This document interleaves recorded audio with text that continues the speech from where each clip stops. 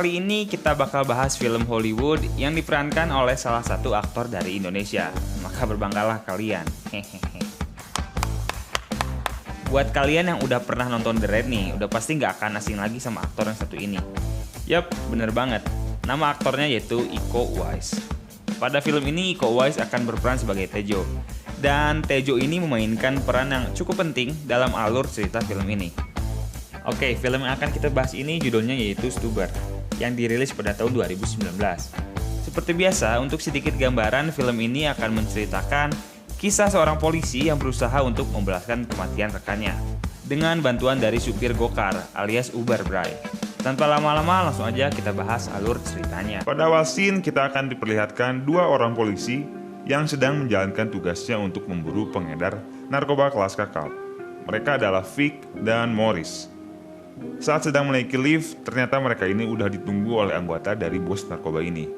Singkat cerita, Vic dan Morris ini berhasil melumpuhkan semua anggota tersebut, hingga tinggal tersisa bos narkobanya aja. Yang mana, bos narkoba ini diperankan oleh Iko Uwais tadi. Nah, di sini Iko Uwais kan berperan dengan nama Tejo. Singkat cerita, terjadi pertarungan antara Vic dan Tejo. Namun akhirnya Tejo ini berhasil lari. Namun Morris, sang wanita yang sangar ini, berhasil mengejar Tejo. Tapi sayangnya Tejo lebih mahir daripada Morris. Iyalah, hehehe. Morris pun akhirnya mati tertembak oleh Tejo. Setelah kejadian tersebut, scene pun berpindah pada waktu 6 bulan kemudian. Nah, di sini kita akan diperlihatkan seorang supir Uber yang selalu mendapatkan rating yang jelek dari para pelanggannya. Si supir Uber ini namanya Stu. Singkat cerita, setelah itu scene pun berpindah menunjukkan Vic yang sedang ngobrol dengan bosnya. Di sini si bosnya ini bilang ke si Vic untuk udahlah berhenti memburu Tejo karena lu tuh cupu, gagal terus Vic. Itu inti percakapan yang disampaikan oleh bosnya ini. Tapi karena si Vic ini udah terlanjur benci sama Tejo atas kematian rekannya, maka si Vic ini akan terus berusaha untuk memburu Tejo. Setelah ngobrol dengan bosnya, scene pun berpindah menunjukkan Vic yang sedang melakukan operasi mata. Nah, di sini gua jelasin dulu sedikit ya. Jadi sebenarnya alasan waktu itu si Vic ini gagal nangkap Tejo karena si Vic ini memiliki rabun mata yang cukup parah. Jadi hal itu ngebuat si Vic ini agak kurang jago gitu dalam bertarung. Nah, balik ke cerita. Setelah operasi selesai, si dokter ini ngasih tahu ke si Vic kalau si Vic ini gak akan bisa ngeliat dulu selama 24 jam. Singkat cerita, si Vic pun akhirnya pulang dan tidur. Nah, tapi waktu si Vic ini tidur, tiba-tiba ada telepon masuk yang ngasih tahu informasi tentang keberadaan Tejo. Tanpa basa-basi, si Vic pun akhirnya langsung tancap gas Bray. Tapi sayangnya karena si Vic ini kan masih belum bisa lihat ya, jadi dia pun gak bisa nyetir mobil, yang akhirnya maksa dia untuk mesen supir Uber. Dan tanpa diduga, supir Uber yang datang adalah si Stu, yang tadi udah kita lihat di scene awal. Karena rating Ubernya jelek, maka si Stu ini agak sedikit basa-basi dengan ngajak ngobrol si Vic itu. Tapi karena si Vic lagi buru-buru, si Stu malah dibentak. Singkat cerita, si Stu ini akhirnya nganterin si Vic ke tempat Tejo berada. Nah, tapi di sini si Vic bilang ke si Stu buat nungguin si Vic sampai si Vic balik lagi. Kalau si Stu pengen dapat bintang 5. Nah, si Stu yang rating Ubernya udah jelek, akhirnya nggak punya pilihan lain. Pas masuk ke dalam gedung, si Vic ini mulai ngecek-ngecek keadaan di sana. Tapi ternyata di dalam gedung tersebut nggak ada tanda-tanda keberadaan Tejo sama sekali. Melainkan yang ia lihat cuma jasad temennya aja yang udah mati tergeletak. Si Vic ini akhirnya langsung ngecek HP temennya dan mendapatkan sebuah informasi baru tentang tempat yang biasa Tejo kunjungi. Tanpa basa-basi, si Vic dan Stu pun langsung berangkat ke TKP. Sesampainya di tempat tersebut, Vic pun langsung menerobos masuk dan menginterogasi semua orang di sana. Nah, usut punya usut, ternyata di dalam rumah tersebut lagi berlangsung pesta narkoba Bray. Yang akhirnya hal ini ngebikin Vic makin yakin kalau narkoba tersebut disuplai sama si Tejo. Singkat cerita, akhirnya Vic pun nahan satu orang yang bernama Amo.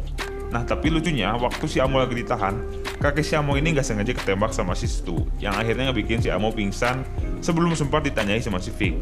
Si Vic dan Stu pun akhirnya terpaksa nganter si Amo ke dokter, agar dia bisa bangun dan diinterogasi. Sesampainya di tempat dokter tersebut, si Amo ini langsung diobatin dan pelurunya dikeluarin dari kakinya.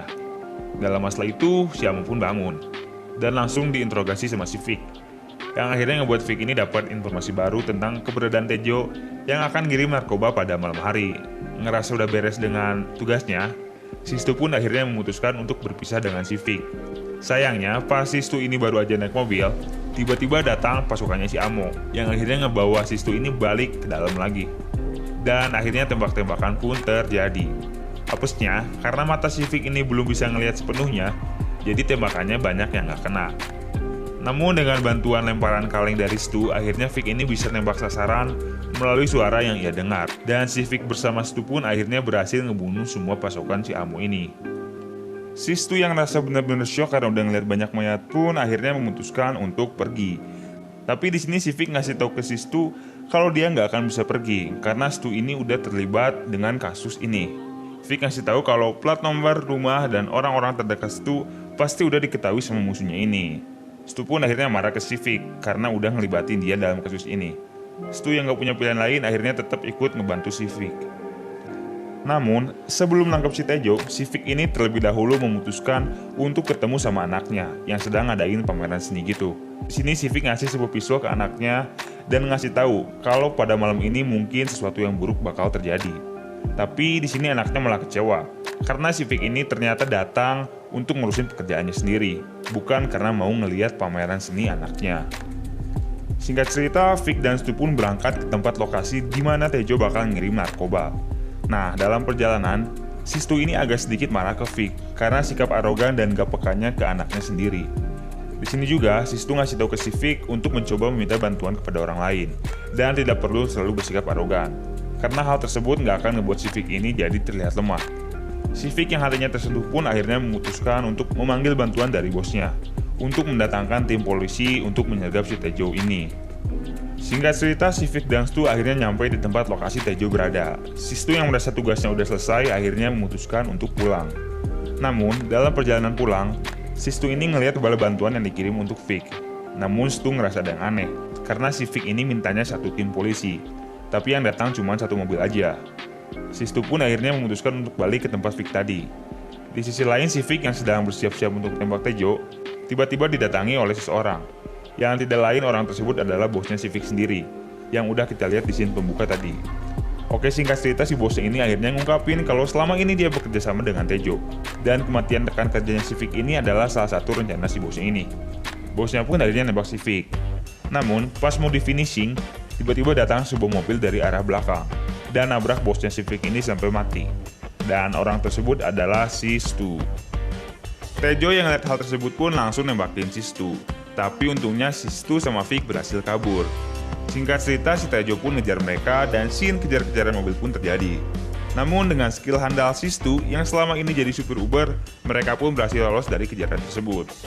Namun sayangnya nggak lama setelah lolos, mobil si Stu ini habis baterai karena mobil yang dipakainya adalah mobil listrik. Akhirnya karena mereka mogok cukup lama, si Tejo ini berhasil ngejar mereka lagi dan nabrakin mobil mereka. Singkat cerita, si Vic dan Tejo akhirnya bertarung 1 lawan 1. Tapi sayangnya di sini si Vic kalah. Untungnya pas si Vic sama si Stu ini tumbang, tiba-tiba datang anaknya si Vic yang nembaki si Tejo, yang akhirnya ngasih kesempatan si Vic ini untuk bisa nyerang si Tejo lagi.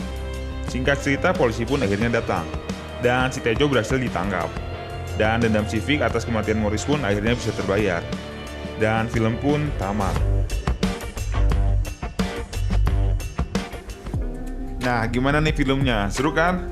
Secara overall sebenarnya film ini merupakan film yang oke lah, tapi masih punya beberapa kekurangan. Di antaranya yaitu masih kurangnya menit untuk Iko Uwais ini muncul dalam layar. Dan si Iko Uwais pun gak dikasih banyak dialog itu untuk ngomong bahasa Inggris, yang bikin filmnya jadi agak kurang nendang. Tapi mungkin sebagai orang Indonesia, kita udah cukup bangga dengan adanya aktor Indonesia dalam film Amerika. Dan terima kasih untuk kalian yang udah nonton video ini sampai habis. Dan jangan lupa kasih like-nya biar channel ini terus berkembang. Sekian video kali ini dan goodbye.